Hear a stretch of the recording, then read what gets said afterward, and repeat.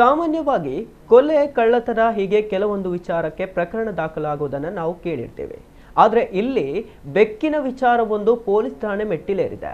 ಗರ್ಭಿಣಿ ಬೆಕ್ಕನ್ನ ಕಿಡ್ನಾಪ್ ಮಾಡಲಾಗಿದೆ ಎಂಬ ಆರೋಪದ ಮೇಲೆ 9 ಜನರ ವಿರುದ್ಧ ಎಫ್ಐಆರ್ ದಾಖಲಾಗಿದೆ. ಬೆಂಗಳೂರಿನ HAL ಪೊಲೀಸ್ ಠಾಣಾ ವ್ಯಾಪ್ತಿಯಲ್ಲಿ ಈ ಘಟನೆ ನಡೆದಿದೆ.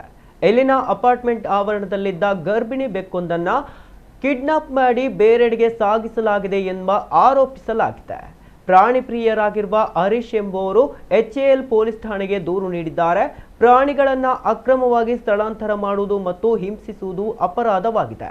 ಹೀಗಾಗಿ ಬೆಕ್ಕನ್ನು ಸ್ಥಳಾಂತರಿಸಲು ಕಾರಣರಾದ ಅಪಾರ್ಟ್ಮೆಂಟ್ ಅಸೋಸಿಯೇಷನ್ ಅಧ್ಯಕ್ಷ ಶ್ರೀರಾಮ್, ಸೆಕ್ಯೂರಿಟಿ ಮ್ಯಾನೇಜರ್ ಹಾಗೂ ಸಿಬ್ಬಂದಿ ಸೇರಿದಂತೆ ಒಟ್ಟು 9 ಜನರ ವಿರುದ್ಧ ಎಫ್ಐಆರ್ ದಾಖಲಿಸಲಾಗಿದೆ.